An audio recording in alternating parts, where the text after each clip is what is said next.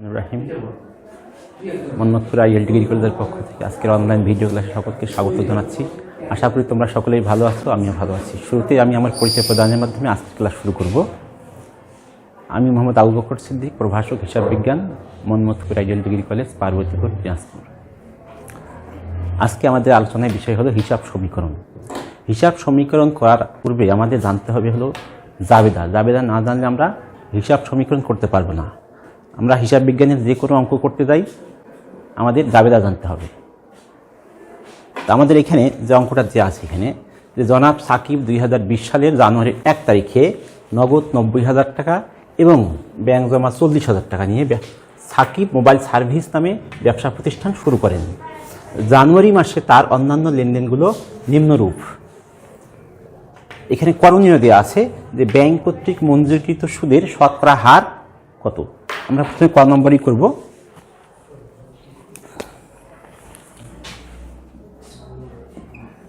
শতকরা হার। এখানে আমাদের ব্যাংকে জমা আছে 40,000 টাকা, দেখা আছে এখানে যে ব্যাংক জমা হলো 40,000 টাকা। এই 40,000 টাকার আমরা সুদ পাইছি এখানে কত, যে 1,000 টাকা। আমরা করব কি, যে 40,000 টাকার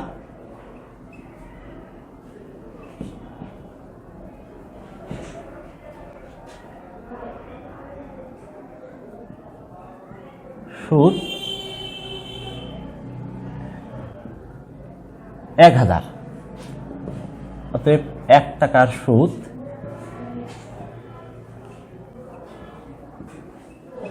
40,000, অতএব 100 টাকার সুদ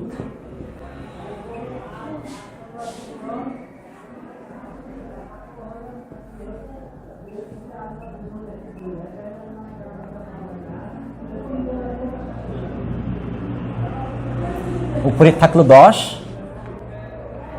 নিচে থাকলো 4, অর্থাৎ 2.5%। এটা হলো ক নম্বরের অ্যান্সার আমাদের। যেখানে সুদ পাইলাম আমরা যে ব্যাংক জমার উপর মঞ্জুরিকৃত সুদের পরিমাণ হার কত। তাহলে আমরা 40,000 টাকার সুদ হলো 1,000 টাকা, 1 টাকার সুদ হলো 1,000 বাই 40,000, অতএব 100 টাকার সুদ হলো 1,000, নিচে হলো 40,000 গুণিত হলো 100। তাহলে আমাদের 2.5% আমরা ক নম্বর পাইলাম। এরপরে আমাদের খ নম্বরে বলা আছে যে জাবেদা দাখিলা দাও।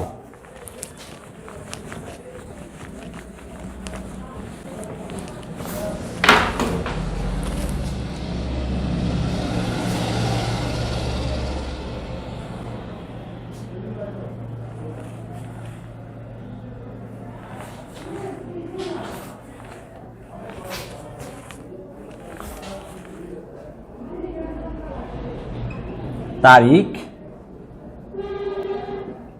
বিবরণ, খতিয়ান পৃষ্ঠা, ডেবিট, ক্রেডিট। উপরে আমরা লিখব সাকিব এর জাবেদা বই। তারিখ দিব 2020 জানুয়ারির 1 তারিখ। জানুয়ারির 1 তারিখে আমাদের এখানে যে নগদ 90,000 টাকা এবং ব্যাংক জমা 40,000 টাকা নিয়ে ব্যবসা শুরু করছে। এখানে আমাদের ব্যবসা প্রতিষ্ঠান কি পাইল এখান থেকে, যে নগদ টাকা পাইল 90,000 এবং ব্যাংক জমার উদ্বৃত্ত পাইল 40,000। এটাই ব্যবসা প্রতিষ্ঠান পাইল। এটা হিসাবের শ্রেণী বিভাগ কোথায় কোথায় এখানে প্রভাব বিস্তার করতেছে, যে নগদ 90,000 টাকা এটা হলো সম্পত্তিতে প্রভাব বিস্তার করে এবং ব্যাংক জমা হলো 40,000 টাকা, এটাও সম্পত্তিতে প্রভাব বিস্তার করে। তো সম্পত্তি আমাদের এখানে বৃদ্ধি পাইল। তাহলে আমরা এখানে লিখব কি বৃদ্ধি পাইল, নগদ টাকা,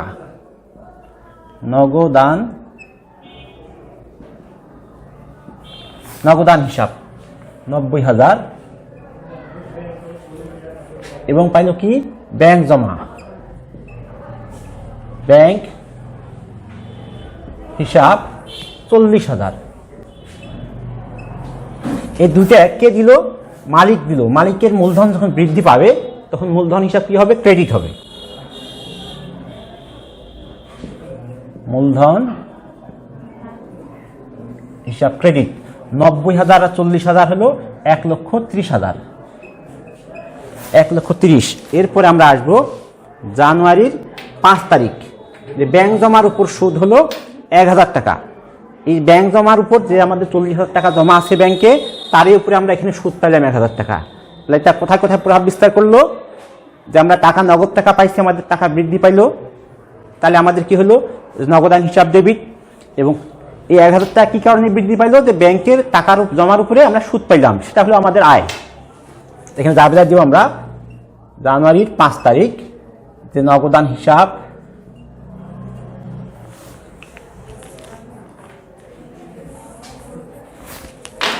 ব্যাংক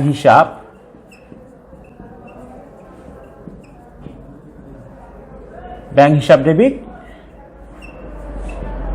ব্যাংক সুদ হিসাব ক্রেডিট 1,000 টাকা। এরপর আমাদের আছে 7 তারিখ। 7 তারিখে কি হলো? যে অফিস সাপ্লাইজ ক্রয় হলো 2,000 টাকা। অফিস সাপ্লাইজ ক্রয়, এই অফিস সাপ্লাইজটাকে আমরা এখানে ব্যয়ও ধরতে পারবো, আবার সম্পদও ধরতে পারবো। আমরা এখানে ব্যয় ধরিয়েই করি, যে ব্যয় ধরে করলে তাহলে আমাদের এখানে হবে সাপ্লাইজ হিসাব, সাপ্লাইজ হিসাব ডেবিট। যেহেতু নগদে কিনছি, নগদান হিসাব ক্রেডিট। কত টাকা? 2,000। এরপরে আমাদের আছে 10 তারিখ, চেকের মাধ্যমে অফিস ভাড়া প্রদান হলো 1,600 টাকা। এখানে চেকের মাধ্যমে ভাড়া পরিশোধ করছি, ভাড়াটা হলো আমাদের ব্যয়। ব্যয় বৃদ্ধি পাইলো, ব্যয় বৃদ্ধি পাইলে আমাদের কি হবে? ডেবিট হবে। সেটা কিসের মাধ্যমে দিছি? চেকের মাধ্যমে। তাহলে আমাদের কোথাকার টাকা কমবে? ব্যাংকের টাকা কমবে, এই জন্য ব্যাংক হিসাব হবে ক্রেডিট।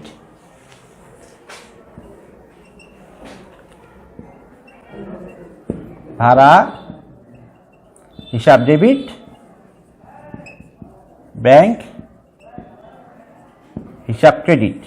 যেহেতু আমরা টাকা, নগদ টাকা না দিয়ে আমরা চেক দিয়েছি, চেক ব্যাংকের টাকা কমবে 1,600।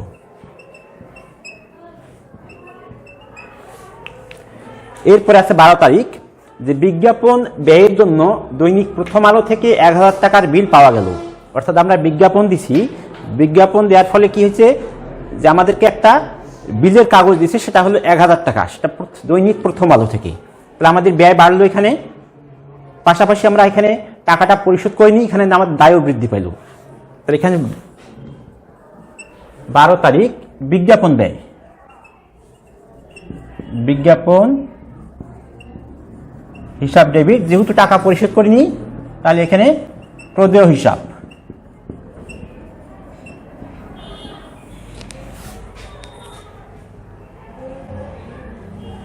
৳1,000 টাকা। এরপরে আমাদের আছে 15 তারিখ, উপযোগ বিল প্রদান হলো 1,000 টাকা।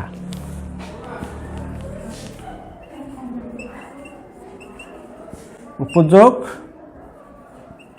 ব্যয় হিসাব নগদান হিসাব 1,000। এরপরে আমাদের আছে 25 তারিখ, যে গ্রাহককে ধারে 1,000 টাকার সেবা প্রদান। গ্রাহককে আমরা ধারে সেবা প্রদান করছি, টাকাটা এখনো পাইনি, তবে আমাদের আয় হয়েছে এখানে। যেহেতু পাইনি, সেটা আমাদের কোথায় যাবে? প্রাপ্য হিসাব ডেবিট। আর সেবা প্রদানের ফলে আমাদের আয় হলো, এই জন্য সেবা হিসাব ক্রেডিট। প্রাপ্য হিসাব,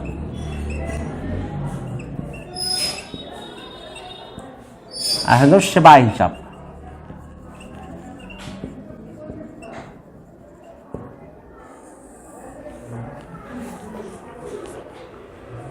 ৳1,000 টাকা। এরপরে 30 তারিখে বলা আছে এখানে, যে 28 তারিখে গ্রাহককে প্রদত্ত সেবার বিল বাবদ চেক প্রাপ্তি হলো 1,000 টাকা। তাহলে যখন আমরা এখানে 25 তারিখে আবেদনটা দিচ্ছি, তখন দেওয়া হয়েছিল প্রাপ্য হিসাব ডেবিট, সেবা হিসাব ক্রেডিট। এখন যখন আমরা চেকটা পাইলাম, চেক পাওয়ার ফলে আমাদের কি হলো? ব্যাংকের টাকার পরিমাণ বেড়ে গেল। তাহলে এখানে 30 তারিখ, এখানে লিখবো আমরা ব্যাংক হিসাব, ব্যাংক হিসাব ডেবিট। আর এই যে টাকা পাইতাম আমরা তখন ছিল আমাদের প্রাপ্য হিসাব ডেবিট ছিল, এখন টাকাটা আমাদেরকে দিয়ে দিল, অর্থাৎ এখানে প্রাপ্য হিসাব ক্রেডিট 1000 টাকা। আমাদের জাবেদা শেষ, অর্থাৎ কর কাজ শেষ হলো, ক্ষয়ের কাজ শেষ হলো। এখন আমরা গ করব যে প্রমাণ করো যে এ সমান সমান এল প্লাস ওই, অর্থাৎ সম্পদ সমান সমান দায় প্লাস মালিকানা সত্ত্ব।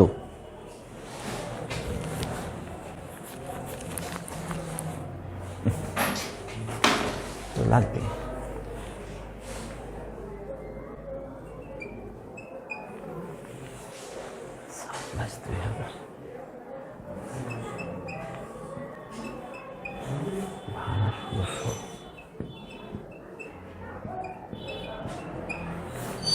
বিজ্ঞাপন 1000 টাকা।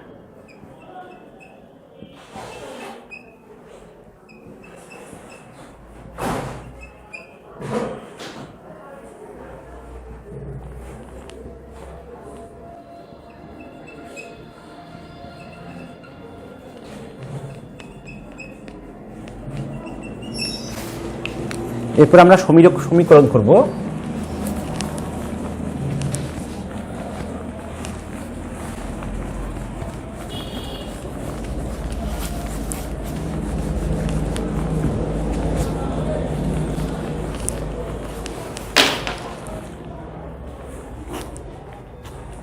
সমীকরণের ছক করব প্রথমে আমরা।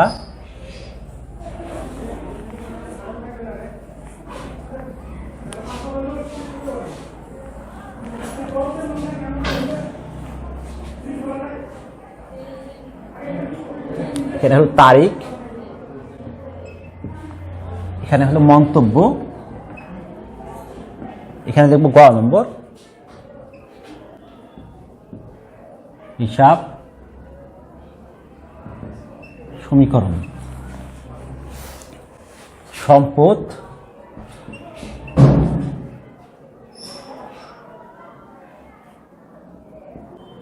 দায় প্লাস মালিকানা সত্ত্ব।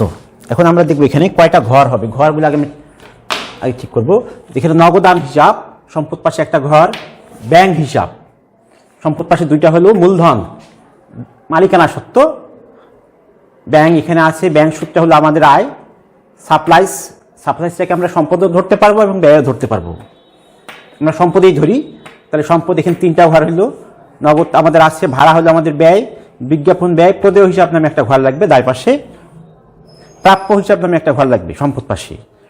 তাহলে আমাদের ঘর হলো প্রাপ্য হিসাব, সাপ্লাইস, নগদান, ব্যাংক, চারটা।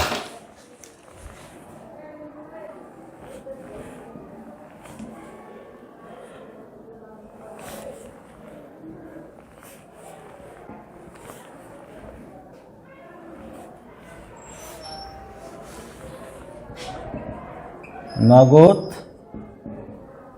ব্যাংক, সাপ্লাইস, প্রাপ্য হিসাব, প্রদেয় হিসাব, মূলধন। মূলধনে আমাদের কাজ হবে যে মূলধন প্লাস আয় মাইনাস ব্যয় মাইনাস উত্তোলন, অর্থাৎ মূলধনের সঙ্গে আয় হলে প্লাস হবে, ব্যয় হলে মাইনাস হবে, উত্তোলন মাইনাস হবে। তা আমাদের এখানে 2020 জানুয়ারির 1 তারিখ, এখানে আমাদের আছে কি, নগদ আছে 90,000 টাকা, 90,000, ব্যাংকে আছে 40,000, আর মূলধন হলো আমাদের এখানে 1,30,000। এখানে প্রতিটা লেনদেনের পরে আমরা কি করব, দাঁড়ি দেব।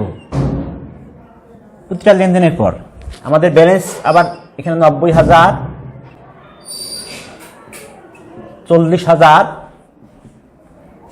1,30,000, অর্থাৎ মূলধনের পরে আমরা কি করব, সেটার মন্তব্য লিখবো। এটা হলো বিনিয়োগ বাবদ পাওয়া হয়েছে প্রাপ্তি, আমাদের বিনিয়োগ। এরপর আমাদের আছে জানুয়ারির 5 তারিখ, জানুয়ারির 5, ব্যাংক হিসাব 1000 টাকা ডেবিট, ব্যাংক সুদ হিসাব 1000 টাকা ক্রেডিট। অর্থাৎ ব্যাংকের টাকা বাড়লো আমাদের 1000, পাশাপাশি ব্যাংক সুদটা হলো আমাদের আয়। আয় কোথায় কাজ হবে? মূলধনের সঙ্গে প্লাস হবে।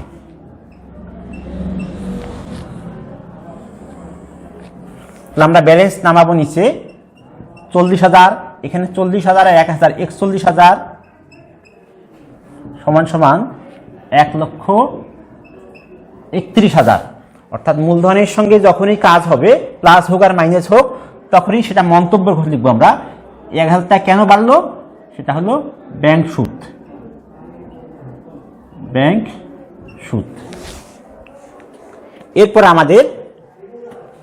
এরপরে হলো আমাদের 7 তারিখ সাপ্লাই হিসাব ডেবিট, নগদান হিসাব ক্রেডিট। সাপ্লাই হিসাব ডেবিট হলো 2,000 টাকা। 7 তারিখ সাপ্লাই 2,000 টাকা ডেবিট।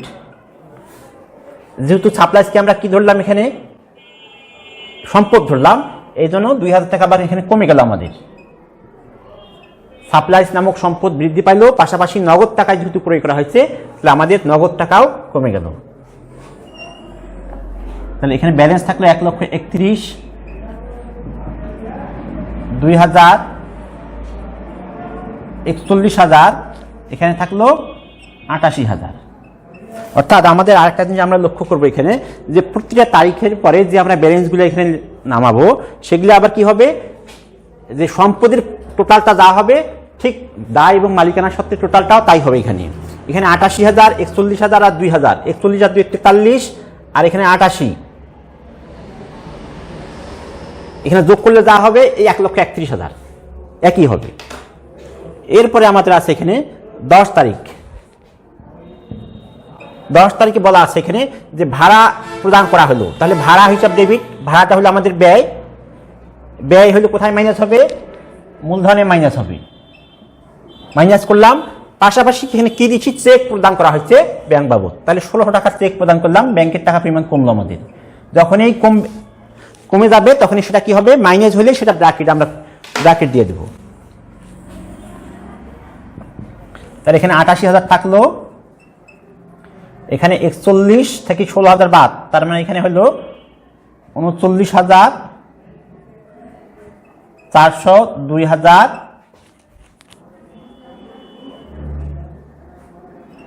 1,29,400। এটা কি হলো? ভাড়া প্রদান। এরপরে আমাদের আছে এখানে 12 তারিখ বিজ্ঞাপন প্রদান করা হয়েছে। তাহলে বিজ্ঞাপনটা হলো আমাদের ব্যয়। ব্যয় হলে সেটা কি কোথায় কাজ হয়? মূলধনে মাইনাস হবে 1,000 টাকা। মূলধনে মাইনাস হলো 1,000, মাইনাস হলে সেটা কি হবে, ব্র্যাকেট হবে। আর যেহেতু টাকা পরিশোধ করিনি, তাহলে আমাদের দায় বাড়লো, এই জন্য প্রদায় হিসাবে 1,000 টাকা বসলো। তাহলে এখানে 88,000, 39,400, 2,000, 1,000, এখানে হলো 1,28,400। এটা মাইনাস কেন হলো? যে এখানে বিজ্ঞাপন ব্যয়। এরপরে 12 তারিখের পরে আমাদের আছে 15 তারিখ উপযোগ ব্যয়। উপযোগটা হলো আমাদের ব্যয়। উপযোগ বিল প্রদান করা হয়েছে 1,000 টাকা। তাহলে ব্যয় হলে আমাদের এখান থেকে মাইনাস,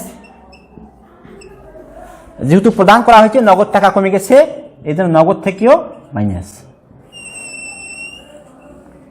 তাহলে এখানে 88 থেকে 1 বাদ গেলে 87, 39,400, 2,000, 1,000, এখানে 1,28,000 থেকে 28,400 থেকে 1,000 বাদ, 1,27,400। এটা কি? উপযোগ ব্যয়। এরপরে আমরা আসবো 25 তারিখ প্রাপ্য হিসাব ডেবিট, সেবা হিসাব ক্রেডিট। প্রাপ্য হিসাবে তো আমার এখানে ঘর আছে। প্রাপ্য হিসাব কত টাকা? 1,000 টাকা, অর্থাৎ ধারে সেবা দেওয়া হয়েছে। প্রাপ্য হিসাবে ঘরে বসলো। পাশাপাশি যেহেতু আমাদের এটা হলো আয় হলে কোথায় প্লাস হবে? মূলধনের সঙ্গে প্লাস হবে। 2 জায়গায় প্লাস করলাম। তাহলে আমাদের এখানে থাকলো 87,000, 39,400,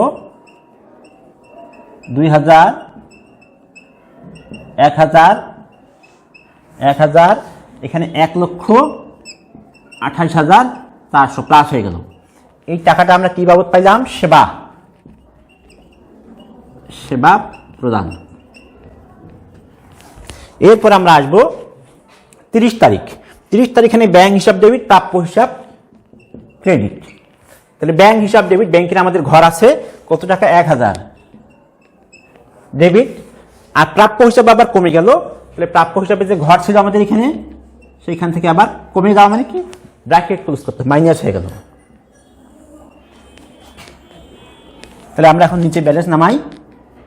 87,000, 39,400 আর 1,000, 40,400, এখানে 2,000, এখানে 1,000 থেকে 1,000 মাইনাস, কোনো ব্যালেন্স থাকলো না। এখানে 1,000, এখানে 1,28,400। তাহলে এখন 1,28,400 আর এই পাশে হলো 1,000, তাহলে 1,29,400। এটা টোটাল হলো 1,29,400। ঠিক সম্পদ সাইডটা যখন আমরা টোটাল করব, এটাও 1,29,400 হবে।